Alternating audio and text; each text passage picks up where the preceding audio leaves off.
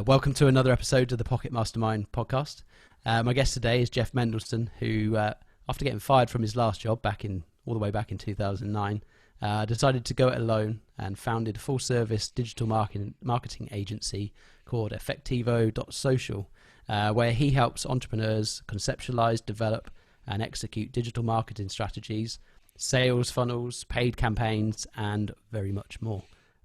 He started to build his company employing a worldwide network of freelancers, bloggers, web designers, and project managers, which is all super relevant in our current climate. And so he's here today to share his story of how he's designed his own lifestyle. So Jeff, a very warm welcome to the Pocket Mastermind podcast.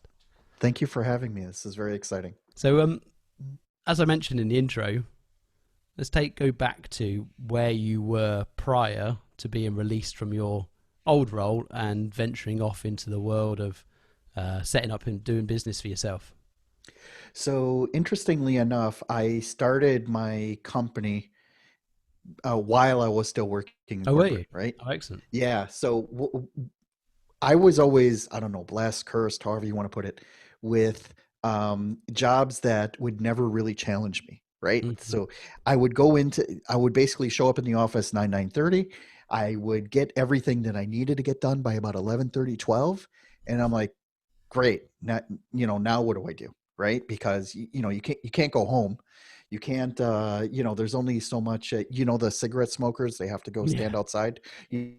Only so much of that you can do. So here I am sitting in front of the computer, like, now what? Right. My impetus for this was to I was like, that's it, I have to do something for myself. And just like everyone else in the state of Florida, and it's a true fact, 1 out of every 8 citizens in the state of Florida has a real estate license, a license to sell real estate here. So I was like, Quite great, a high I'll join them. concentration. Yeah, 1 out of 8, right? Now, 5% of those people are actually players in the industry, right? But, everyone goes out and thinks, oh, yeah, I can go sell, real estate and, just do it from there. And it's great. So I decided to do that too. And making that part of the story really short, I sucked really bad at it. And what happened was, as I was trying to build up my business as as a mortgage broker, I was like, I make a website, right? So I ended up teaching myself how to, do HTML. I landed on content management systems like Joomla and WordPress. And I'm like, okay, yeah, so let's go and make a website. Turns out I spent 3 months making a website instead of actually going out and trying to sell, you know, uh, actual houses. And, until finally someone, gave me a slap in the back of the head. And it's like, listen, man, this isn't for you, obviously. And why don't you go to the more technical stuff, the stuff that it seems that you really enjoy, which is, the website stuff. And it made sense. I was glad that he did it. And what happened was, I soon after found one client that was basically just needed my help, right? And I was able to put together this, this retainer for her, where I would be the person fixing all her websites. She had like 50 websites at the time. She was another digital Oh, marketer and all kinds of stuff. And I'm like, no way, like I'm making all this extra money, and I was able to do it during my 9 to 5, because nobody really, at my level, nobody's really checking me to see what it is I'm doing or how I'm doing it. Right. They were just happy that all my tickets were closed and all my calls were done, and, and you're showing all your the face. proposals were out. Yeah. I was showing my face, and, it's like nobody cared. Right. So if anyone was to walk by my desk, they would just see Jeff going, just on the keyboard. Right. But I was building my own business at the time, and it was really nice, right? It was like, wait a second, if I can do this, for one person, I can do this for other people. And then I started running into, the limits of my technical abilities, right? Like, I know how to program, but I'm not good at it. Like, it takes Mm-hmm. me a long time to program. So, I was like, at the time, I was using Elance, which now became Upwork. And I would just be like, okay, if I can hire a guy for $100 and I'm charging $1,000 for this, it's and I can just manage the communication or the process. I was like, yeah, let's do it. And I did, and it was like it was great, because I had this one Indian programmer that that I was able to vet, and he still works with me to this day, right? Oh, really? And yeah, and the cool thing about it is that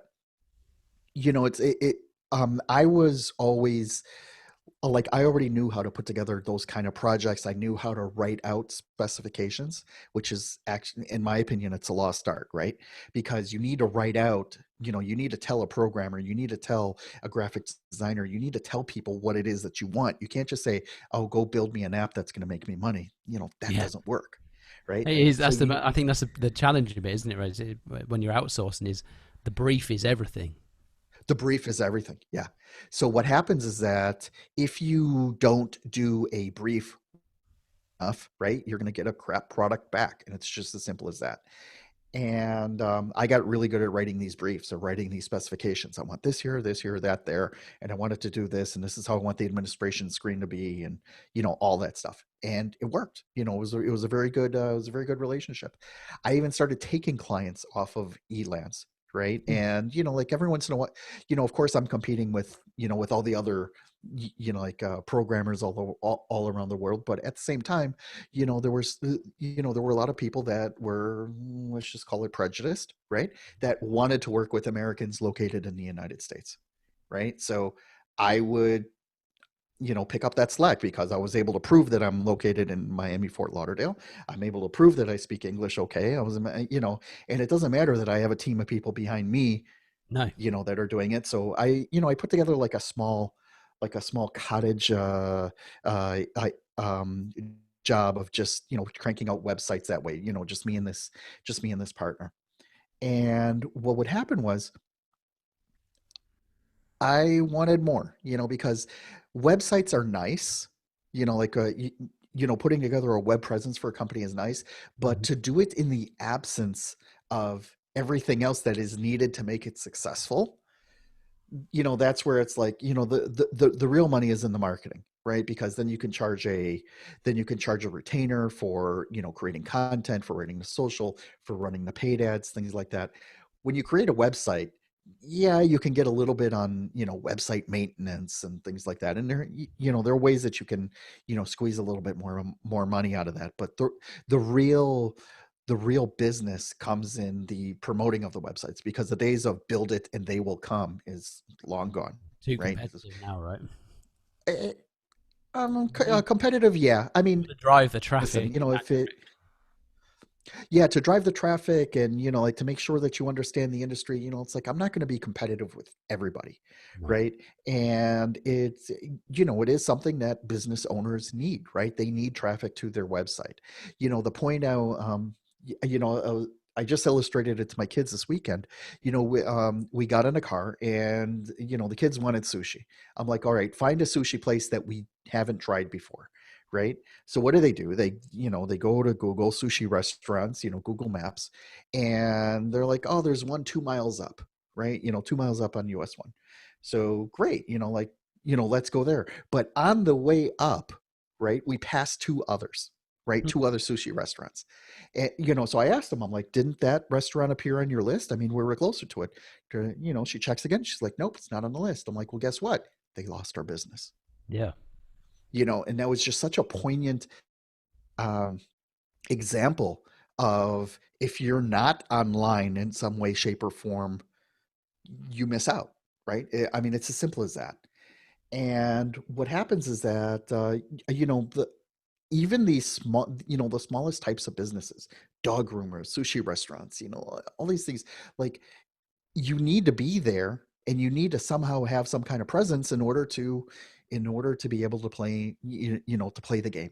And if you're not there, then, well, you're going to have a harder time bringing in people. It's not enough that you opened a restaurant on a busy street and put the neon sign up and all that. You still need to show up on these searches, right? And that, I think, is the biggest part of, why this whole industry is so interesting, right? Is because you can do the same thing for doctors. You could do it, do it for any local business, right? You could pull any name out of a hat, and I can illustrate that simple for you time and time again.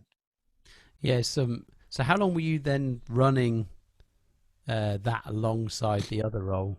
I We I left. managed to pull that off for like 3 or 4 years. Oh And wow! what was fun, yeah, what was funny was Was it that not a side hustle for 3 months? Is it? no, it wasn't a side hustle for no, this was like also keep in mind I would come home, That's a you good effort.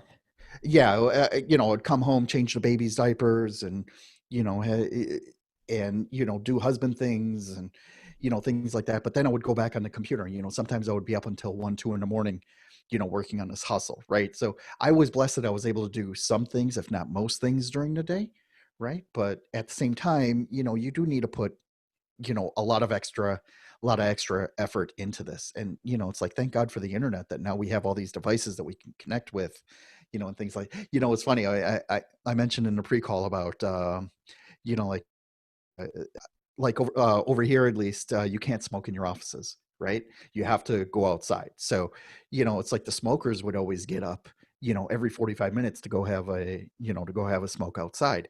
I don't smoke, but I would get up and join them and then do my sales calls on the cell phone, right? And so it looks like I'm smoking, but not really.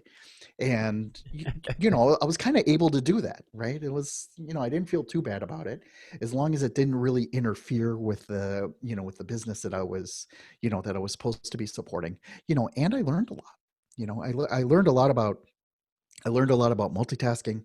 I learned a lot about project management and being able to keep myself on time, the tasks that need to happen, because each one of these projects has a million and one different tasks that need to be managed. So, it very much was like a crash course.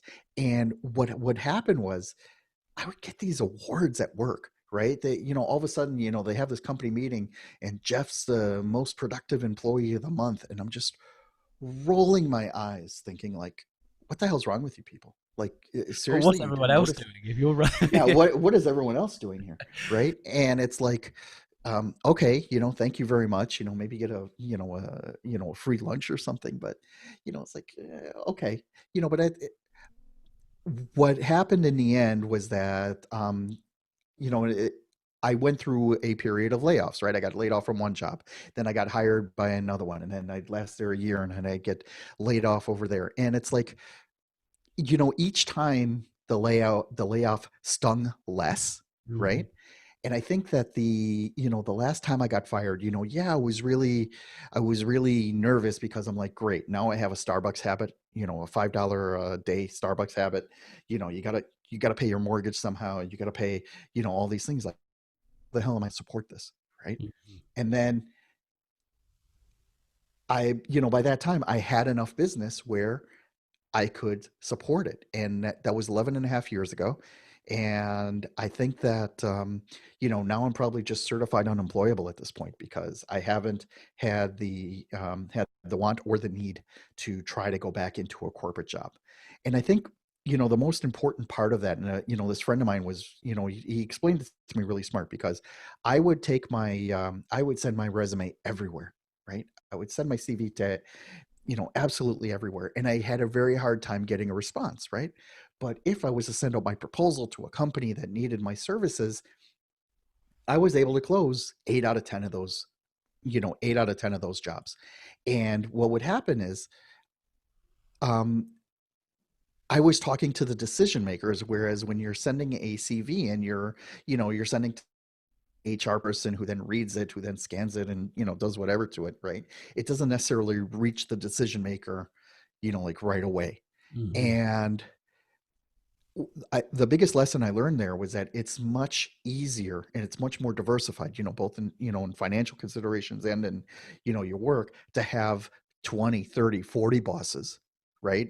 Having doing different types of work that I'm doing for them, as opposed to having one boss, in one job where if you get fired, then all of a sudden your entire livelihood is put at risk, right? 100%. I So, think that's something I've talked to a lot of people about is, there's this brainwashing that having a job is the safe option, but most times oh it's no, it's not. You've it's got one source of not at all. income, and you're completely at the mercy of. I've been made redundant, laid off the same way as you have. Nearly everybody I know has at some point, or knows somebody who has. That doesn't sound all that safe to me. It's not. And what happens is that now, like today, even if I lose my biggest client today, it'll sting, but it won't kill, Mm. right? Like, maybe I'll have to cut back on something, right? But I won't have to, I won't go into this panic mode or start to collect unemployment or, like all these other like really scary options that, that prop up when from one day to the next you are just completely out of work, right? Yeah. Because you have all this other stuff going on. And when I mention these 20, 30, 40 clients, it's not that I'm doing the same thing for each of them. I mean, part of my business is just website hosting, right? Website hosting is easy. Charge $10, $20, $50 a month for it. And, you can tack on a little bit more of value added services, but that's really it. Like some of these clients I haven't talked to in months, some of them even years, right? Mm. Simply is I'm hosting their website. They don't require anything else from me. Every once in a while I'll check in, right? But at the same time, it's like I'm providing a sticky service to them. And as long as their credit card still processes at the end of the month, like it's all good. So Are they websites that you've built? Your yes, they are. So one of the things I noticed very early on is that when I'm trying to build a website on a server that's not mine, that I'm not the root admin on, it, you just run into these little restrictions or gotchas or things like that. It made it kind of hard. Now I'm not a web administrator, right? I mean, I know I'm dangerous enough in Linux to run a few commands, delete a few files, but I'm not a Linux administrator, right?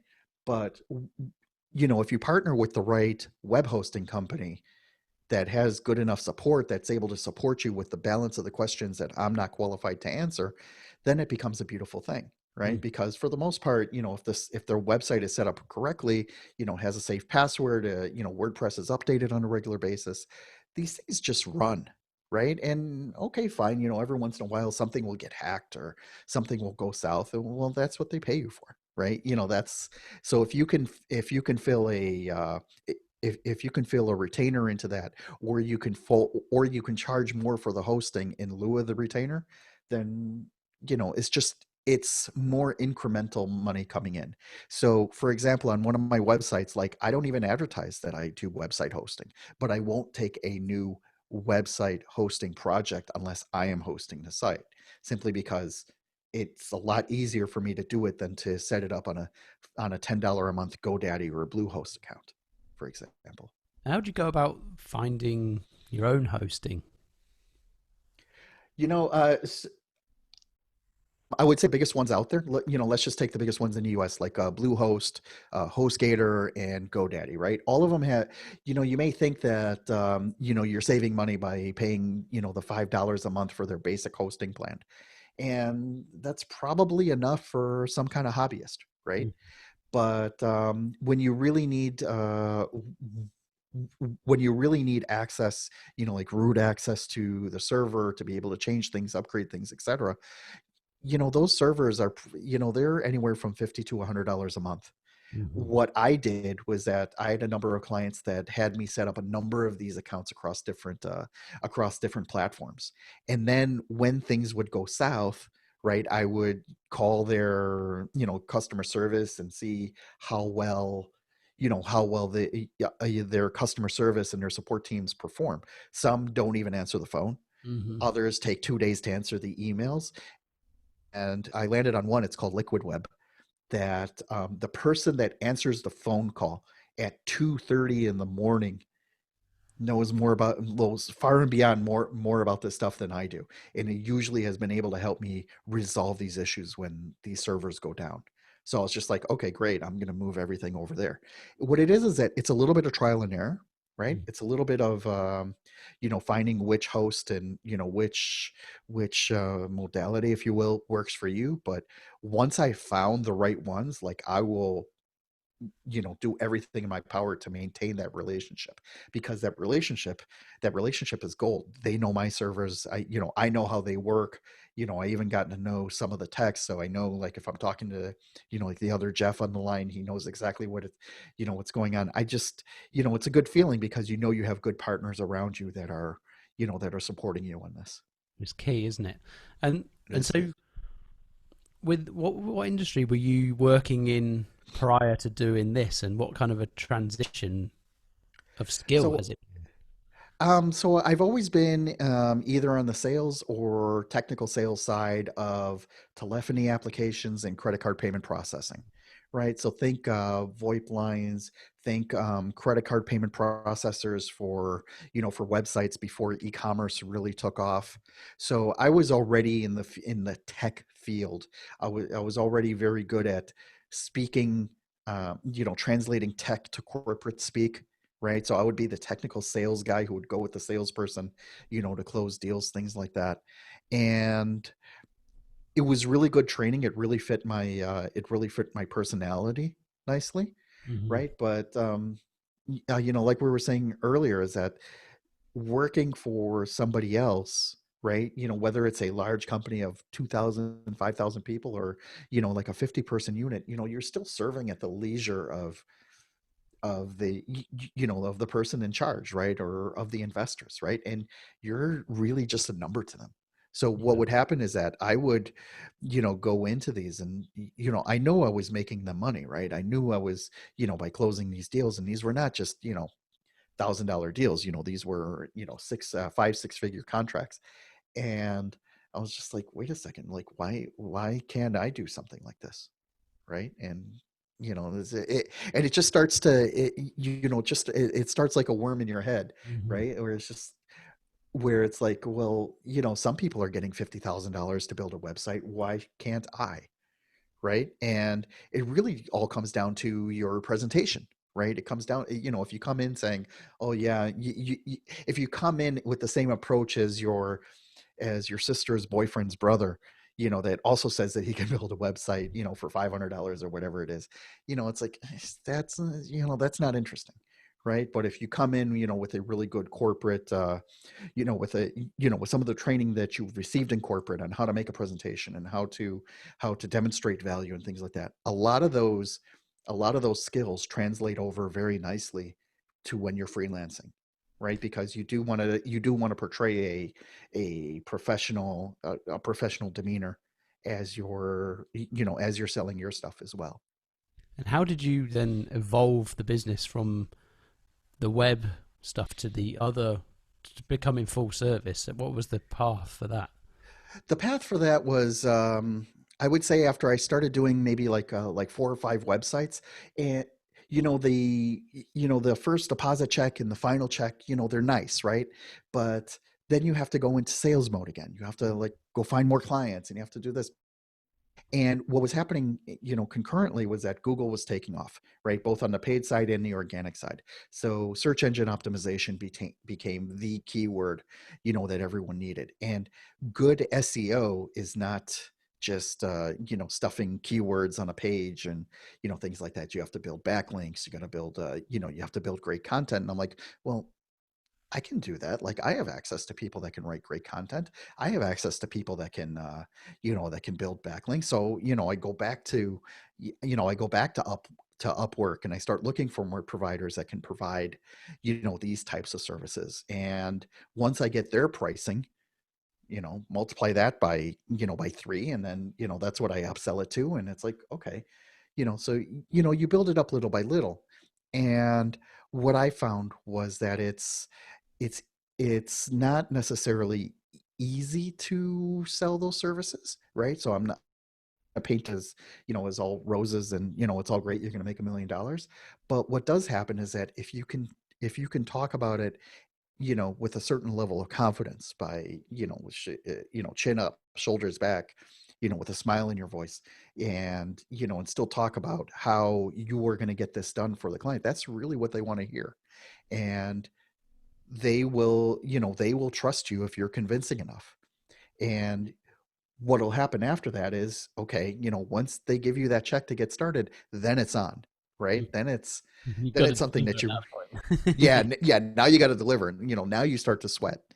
And that's really the fun part, right? Is getting that information, like getting that initial rush of landing the job, and then oh shit, how the hell am I going to implement this? Yeah. So you better have some good people behind you to help How you do out you? with that. Yeah. So on that note, how do you go about finding the good people on the place like Upwork and Fiverr and that kind of stuff, because there's so many freelancers on those platforms now that I find, if you put in you go try looking for somebody to do writing or I don't know, any particular task, there's so many people. How do you go about filtering that down in the first place to a short list, I suppose? Sure. So first of all, it starts with with me providing a spec of my needs, right? So I'm writing the whole plan, and it takes me a long time to put these together, right? I'm looking for a person with X, Y, and Z, knowledge with, and it's not just, the difference between someone with 3 years of experience versus 7 years of experience. It's not really about that. Maybe you can ask like specific questions in the proposal, like, how would you solve a X problem? And but what I mean by X problem is, say for example, it's a problem that you've had before that you know how it would be solved, right? And then you ask them, for a quick explanation of how they would solve it.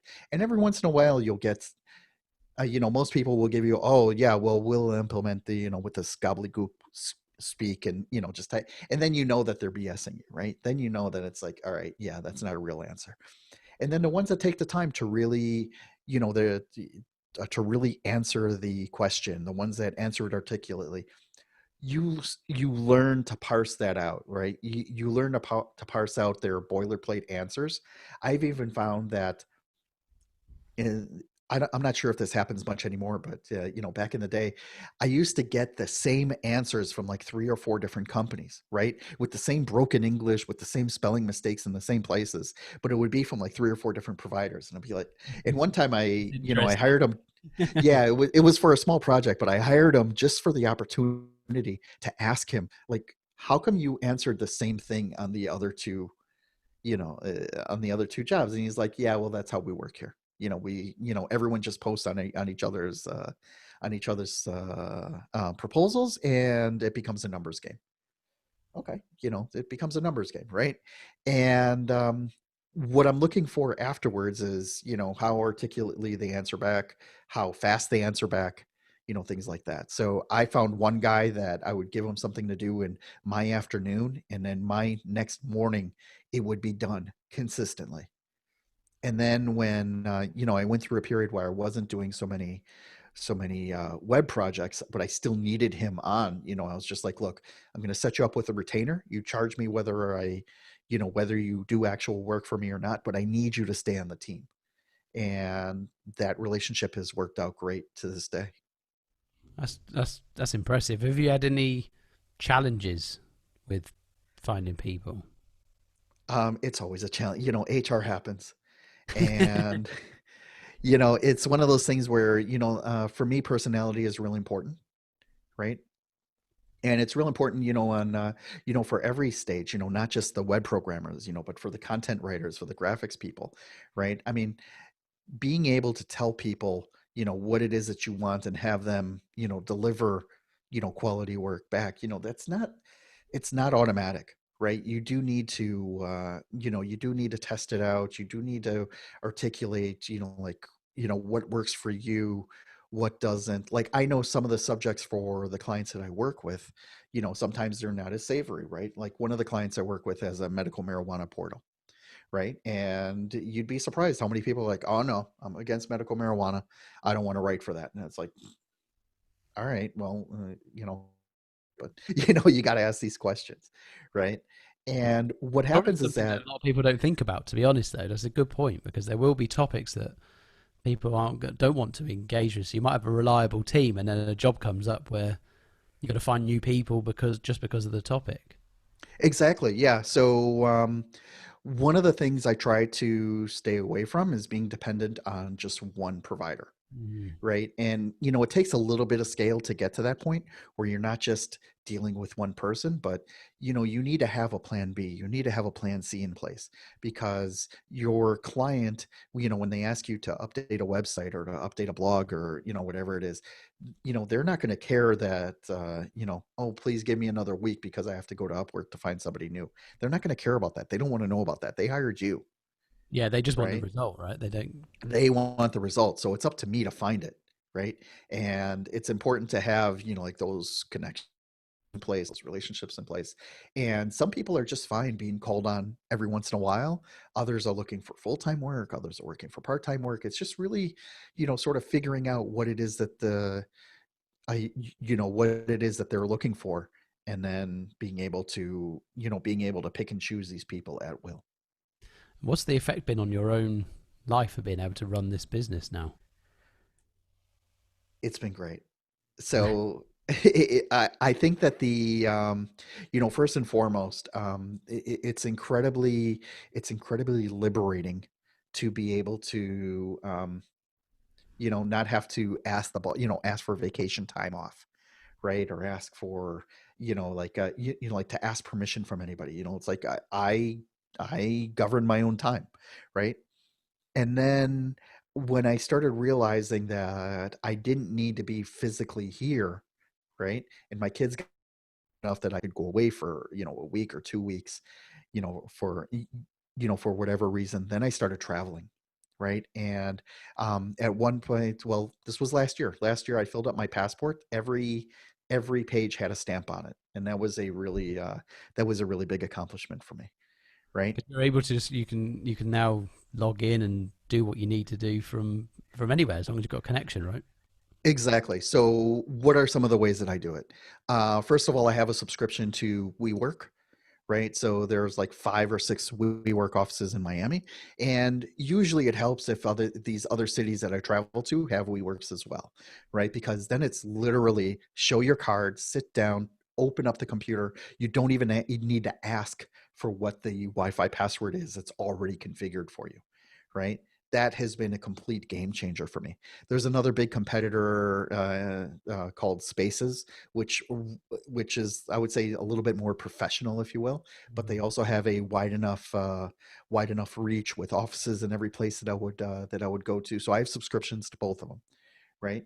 And what would happen is, I'll give you an example. Last year, I flew with my wife because she had a 1 week course at the London School of Economics, right? So she was going to be in London. I'm like, well, I want to go to London, right? So I joined her, and she went to her class, and I went to the WeWork that was down the street. And it's gotten to the point where I don't tell my clients anymore, oh no, I'm going away for a week, don't call me. No, call me all you want, right? So T-Mobile, one of the larger Mm-hmm. cell phone providers here, they have a plan where the roaming is free, or very, very cheap, wherever you are in the world. So I have that plan, right? I have a dual SIM phone, right? The one SIM and the regular SIM card. So if I really need fast internet, I can just go and get a prepaid card from wherever, right? And it really just comes down to, it doesn't matter where I am physically, right? My iPhone is still connected, my iPad is still connected, my laptop is still connected. I would just go to these, I would just go to these different offices, log in, do what I need to do. And, there's something very invigorating, even if it's just doing the same work, but from a different latitude, Mm. just looking out the window and seeing those big double-decker red buses go by, right? It's just, I don't see that here, No. right? And it's just, it really gets your creative juices going. You start hearing different languages, different accents, and it's just very, it just really wakes you up. It sounds And that's amazing. what I, Kind of, I and think that's there's what I a lot love of about the people like job, right? Is that. that Yeah. I'm able to go ahead and do that and not lose a beat. And I think, the digital nomadism is becoming super popular now. There's lots of co working, co living spaces all over the world, and quite a big community that kind of interact with each other and support each other. And I can definitely see this becoming more of a mainstream approach to careers going forwards, particularly with all of the COVID stuff going on. I think so first of all, the answer is yeah. It's definitely coming into that. The tools that we are using are maturing to the point where it simply doesn't matter where you are in the world. The only thing that matters is, if I go out for dinner with somebody in London, I would just tell them like, hey, I'm still working US hours. If Mm-hmm. the phone rings, I need to answer it. I'm not being rude, right? And it's like, I think most people are very, are agreeable to that. It's like that you're able to take, that liberty to do it from wherever and just not miss a beat. And that is like truly, it's a true lifestyle design at that point. And how have you gone about finding the clients for your business? Clients have been word of mouth, have been and also working with different working different Facebook groups, LinkedIn groups. I do a fair amount of prospecting on LinkedIn as well. And basically what it is that you can sort of segment this into, what kind of clients do I want to work with right now? Do I want to do lead gen for doctors, or do I want to do lead gen for, for other types of businesses, right? So really what I'm looking for here is trying to, find a niche, or find a way to create to create the environment that I'm able to scale up. So say, for example, if I know that my content writers are not that busy right now, so I'll go out and look for more content type Hmm. um, clients in order to fill up that backlog. Or if I'm a little weak on the website design, maybe I'll be more agreeable to taking on a new website client, things like that. That makes sense. So I think you covered a lot of good stuff. If you could summarize for anybody who was thinking about following in your footsteps and setting up for themselves and following a similar model to you, what would be the key things for people to consider, or principles and things just to bear in mind to set them up for the best success? I think for the most part, um, location does not matter at this point. I don't care if you're in, somewhere in deep Eastern Europe, or if you're in, Western Europe, or the U.S. It really comes down to mindset, right? It really comes down to, okay, like, I'm ready to do this, right? At some point, somebody is going to pay you what you're worth, but you have to be able to make an offer, right? You have to be able to articulate what it is that you're going to do, and ensure that whatever it is you're offering has more value than what it is that they're paying for, right? Because that's really what it comes down to.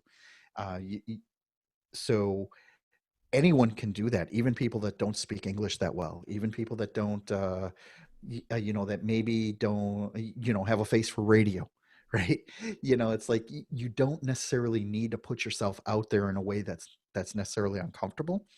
I would say that at least get your feet wet with doing projects like on your off time, like when you're not at work. And if you happen to be blessed where you can go into work and still sort of work on this stuff, I mean, anyone can answer an email in the bathroom, right? It's like it's that prevalent right now. People don't need to know necessarily where you are physically in the world, or mentally in your, where your mindset is. As long as you're putting stuff out there, you're able to convey that, okay, I am a service provider, and these are the customers I'm looking to serve, right? And that's really the biggest part of starting to put that that let's just call it a menu of services together. And probably prepare for that change, right? Because it's I'd imagine it's, in the early stages in particular, when you've now got multiple clients. In the early stages, you're only going to have a few, and you need to account for the potential ups and downs and peaks and troughs of going Mhm. it alone, right?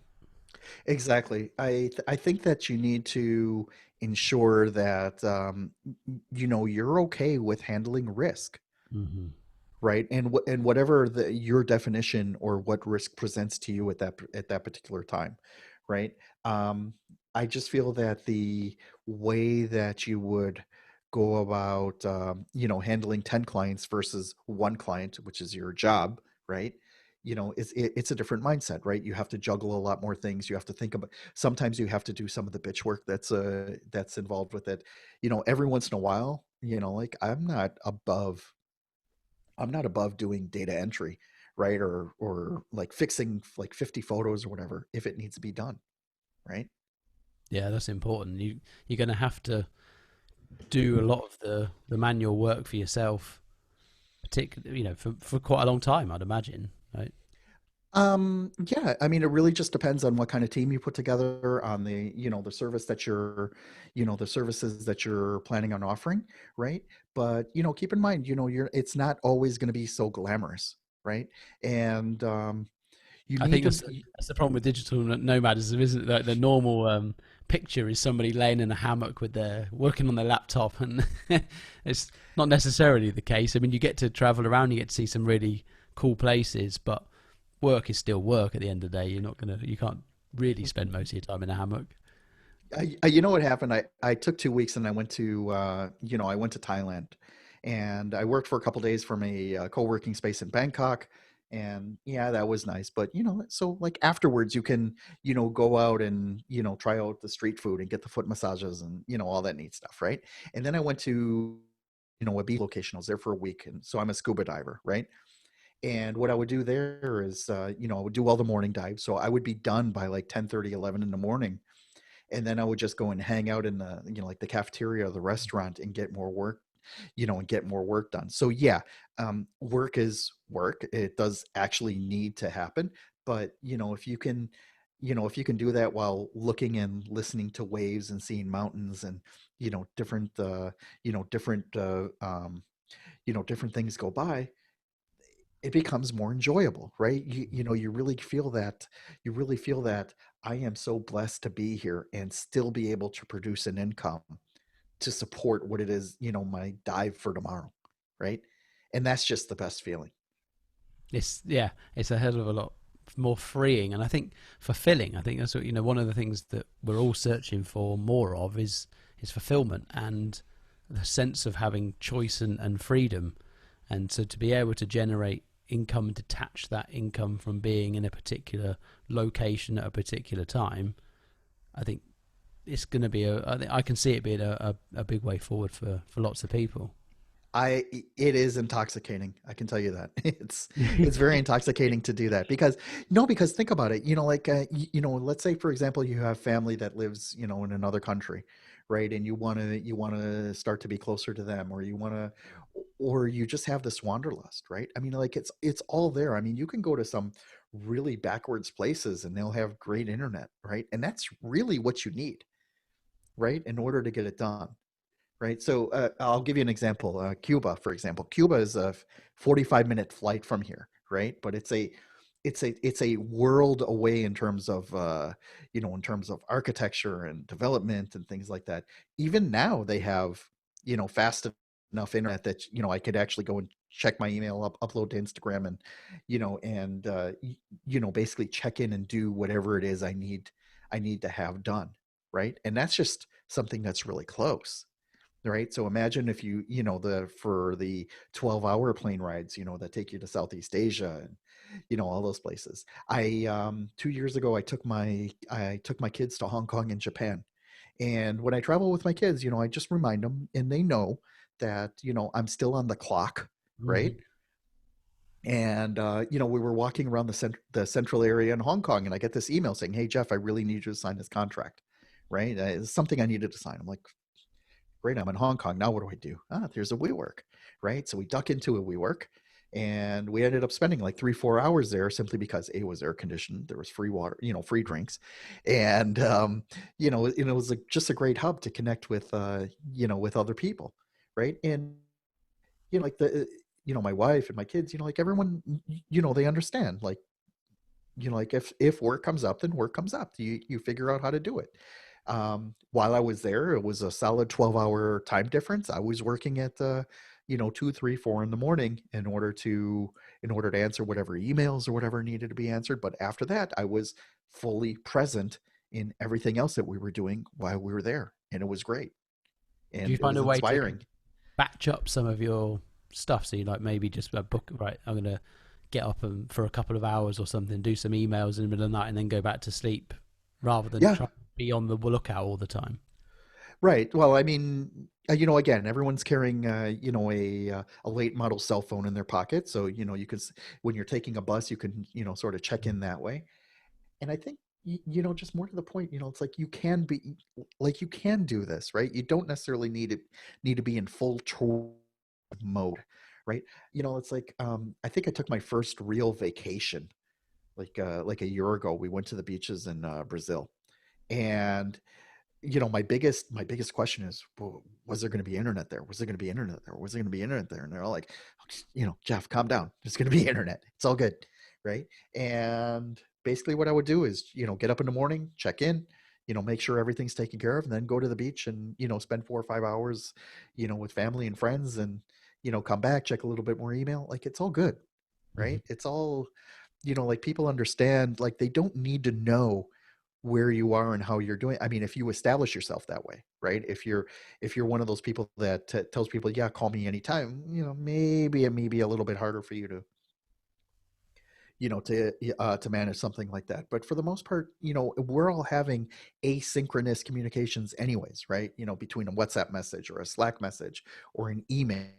That's not something that requires a conversation, right? Exactly. Someone asks you a question on email, it's acceptable to answer them 2, 3, 4 hours later if it's not urgent, Yeah. right? So that works, and I intend to milk that. So It sounds like you've created an incredible lifestyle for yourself, and get to spend more time with the family as well, right?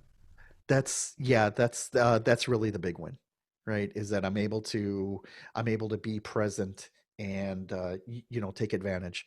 What was it, 6 months ago? This was November-ish 2019. I took my daughter to Paris, right? And it was nice because like you have the overnight flight. As we're taking the subway into town, I'm checking emails, making sure nothing broke, no emergencies. And after that, it was like, okay, yeah, what are we going to do first, right? And again, like my kids understand that. Like, they understand that, I'm still working, but this is how I'm able to take them, to these places, and it's great. It's like, and also they need their downtime too. They need to catch up on TikTok and Instagram. They need to, they can't just see all old buildings and great landmarks and all Yeah, that they all the want time. They internet need as to sit much down. as you do. Exactly. And I'd say after like 4 days in Paris, yeah, I wore her out. So I think by the last night she was just like, Dad, can we just go get sushi? I'm like, yeah, let's do it. You know, just go get sushi, and that was it. I walked around a little bit more. She stayed in the apartment and and watched some more Netflix, and it was all good. Amazing. Mate, it's a great freedom, and I think, like I say, I can see more It people is. taking this up. Before we let people know where they can find out more about you and track you down, got a few questions for you. My standard Sure. questions to see where you get to on this. So this will be an interesting one. Do you have a morning routine of any sort? And if you do, what does it look like?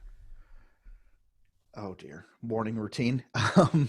Yeah, it's more or less, now we've established having breakfast together, my wife and I.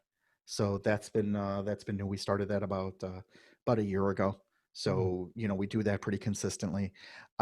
We try to keep technology to a minimum, at least when we're at the table. But then after that, we both just work our 8 to 10 hours Nice.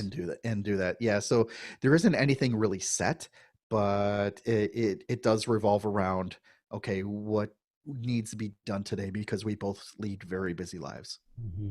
I like the idea of having that time together first thing in the morning. Though. That's a good shout. Yeah, it's nice. 3 books you'd recommend and why? This is always the challenging one. Trying to get down to three is difficult, but Well, actually, I got the easy answer.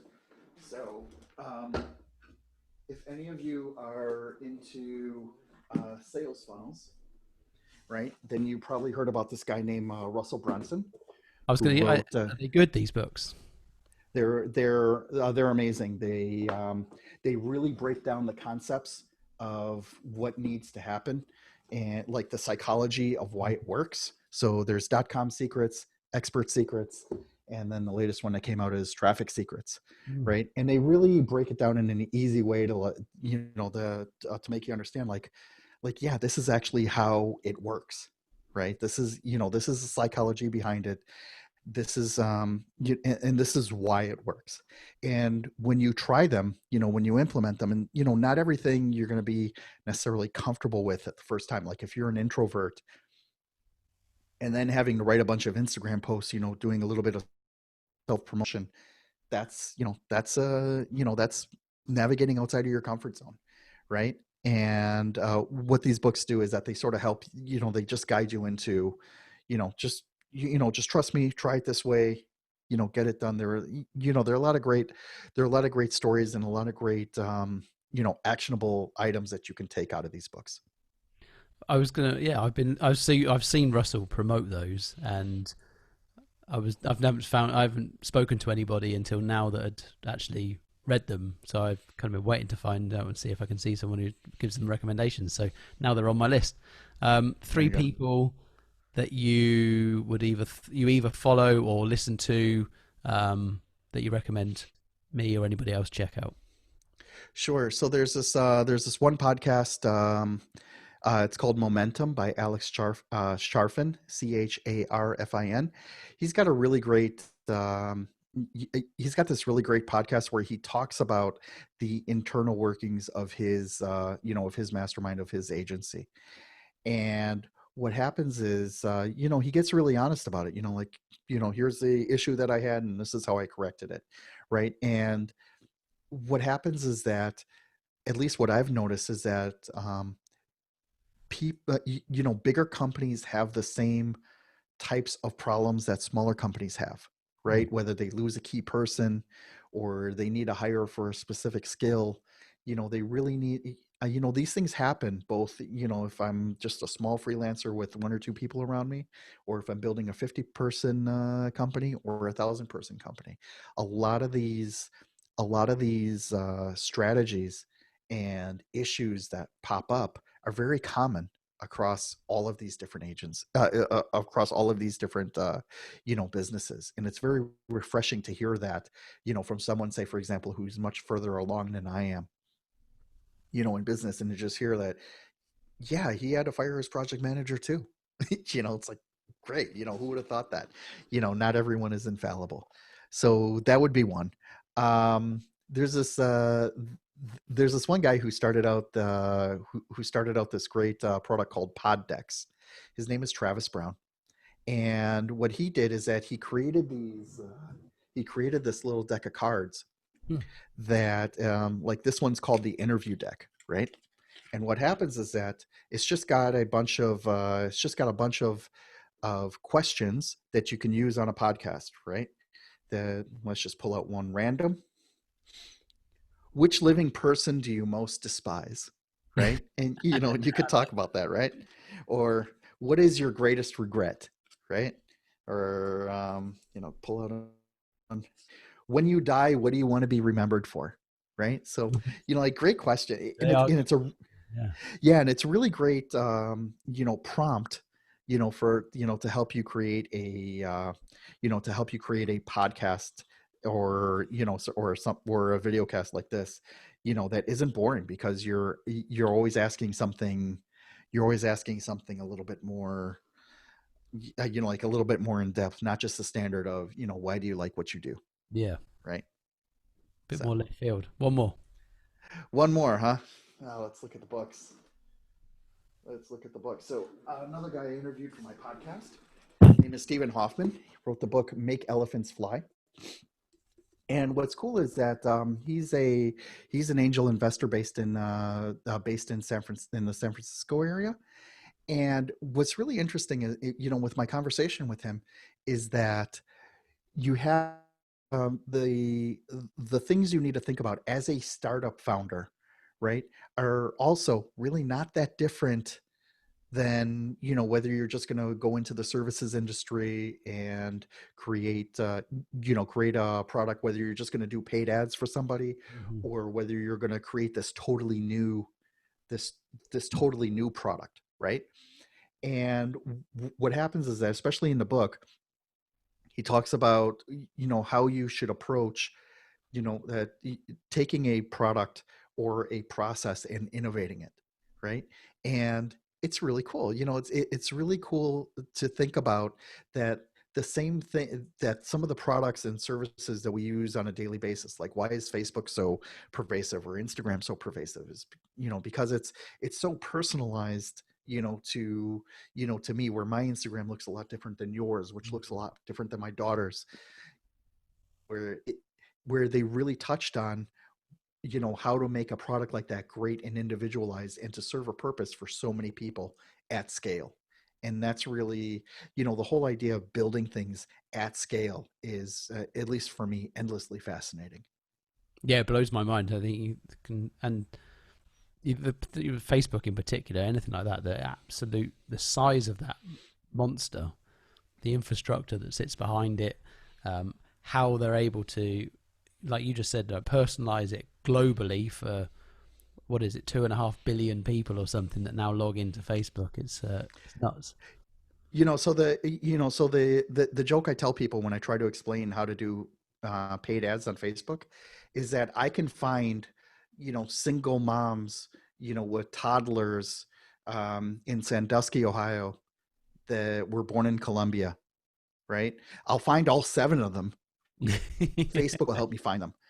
And it's like, you can get that targeted, you can't get that niche into it.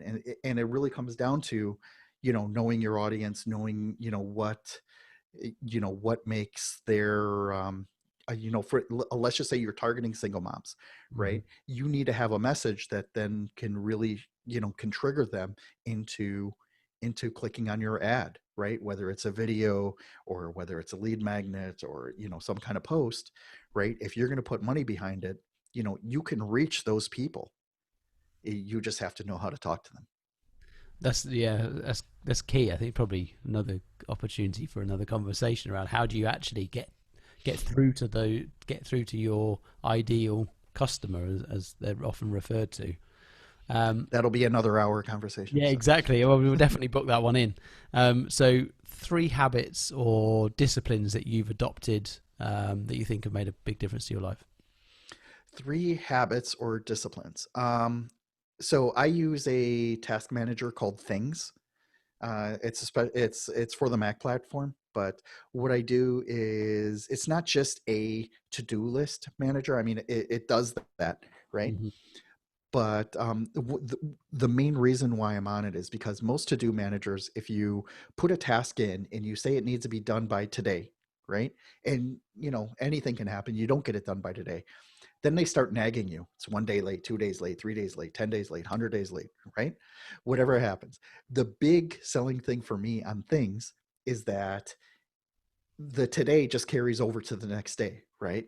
So right now in my things list, it just says a bunch of things to today. It doesn't matter that I put the task in a month ago, 2 months ago, right? So um, what I do there is I also break apart the into a number of different categories. One is action this day, which I learned last year when I was in London. Another one is important and urgent, and less than 10-minute items, right? So anything that comes into my head that I know that I need to do, I need to segregate it into one of those 3 buckets. And what it does is it just creates a nice map of the types of the types of tasks that I need to work on. So action this day and important and urgent, those are things that I need to do. And less than 10-minute items, let's just say, like right now I have another call in 45 minutes, right? So I can't really start a big project thing, but I could start knocking out some of these, less than 10-minute item things to knock that down, right? So that would be one way to do it. The other big thing that I'm a big proponent of is creating a standard operating procedure for everything that you do. And it could be as simple as doing a video walkthrough of you doing something and then being able to pass it off to somebody else, actually run up a document, right? But there should be a set procedure for whatever it is that you're doing. So like a standard operating procedure for me for a blog post for a particular client would be I need 700 words. It's got to have a intro paragraph, an ending paragraph, and it's also got to have a meta description, like a summary that can go into social media. We need to find a stock photo that's rectangular, right? So there's this whole checklist of things that I need to produce, like on a weekly or bi-weekly basis for each client, right? So when I have a standard operating procedure, I'm able to just give it to the new writer and say, Here, Hmm. do this. And they go ahead and they do it, right? Because they know exactly what's expected of them. They know they need to go out and find a relevant stock photo. I even tell them, here's where you find it. Don't just do a Google image search. I need you to get it from Adobe stock so Hmm. that I don't get into any licensing issues. And then, and the more you do that with everything in your business, right, the more you're able to scale, right? Because then you're able to start passing some of this off to other able-bodied people so that you can go back to what it is that you're best at, which is probably selling and bringing in more business.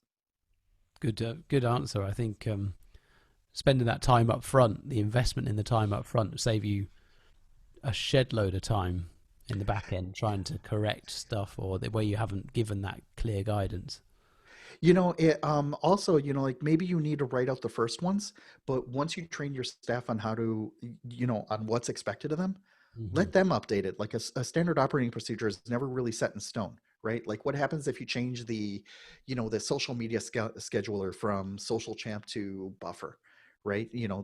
Does it all need to change? Yeah. So you make a few, so you change a few scripts to tell you where to load the stuff up, right? But at least it keeps everyone honest, Hmm. right?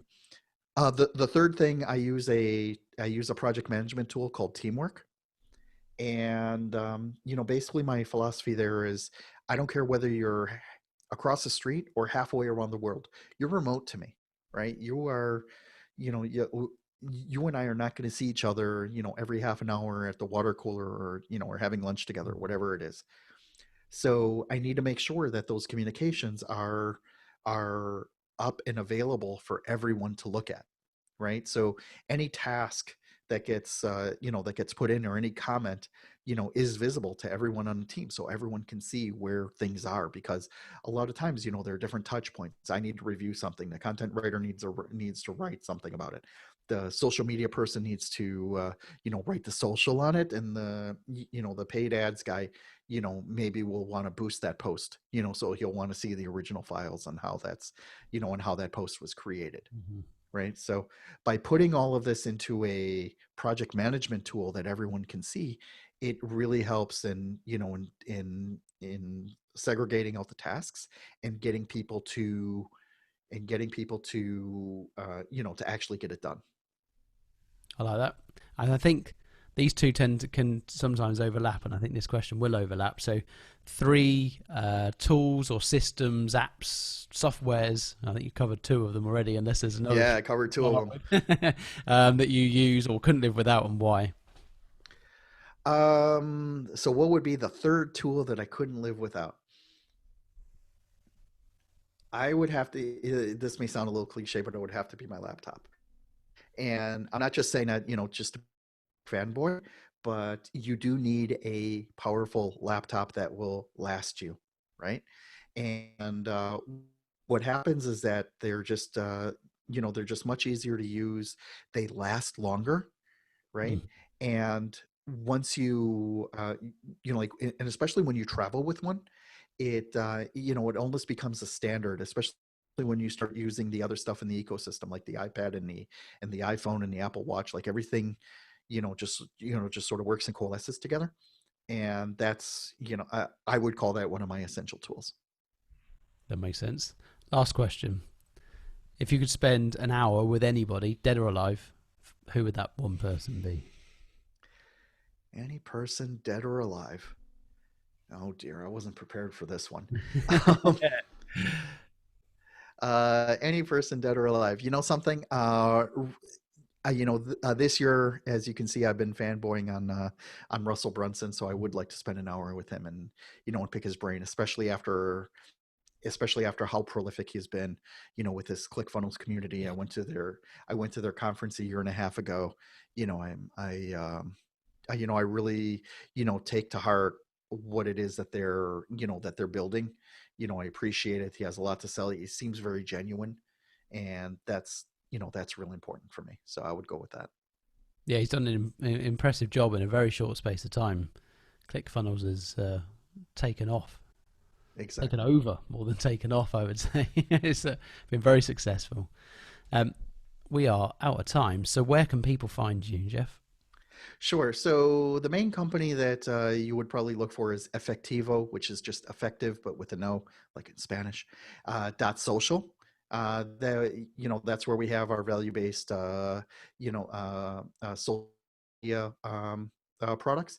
But also, you can find me at jeffmendelson.com, jeffmendelson.com, and that's also where I have my podcast, The One Big Tip. And you can learn a little bit more about me there. You have my bio and some of the other services that we provide. Awesome. Well, we're going to book in that follow up and talk about how do people find their ideal customer. I think that'll be a good conversation. But I until love then, talking about that. yeah, it's a good topic, I think, and something that's a lot of people benefit from understanding more. I think from every business needs to better understand their ideal customer. So I think a hot topic. But until then, Jeff, thank you very much for giving up your time. This has Really been a lot appreciate of it, fun. and we'll speak Thank you again so soon. much. You got it. Thank you so much for having me. Lovely. Cheers, Jeff.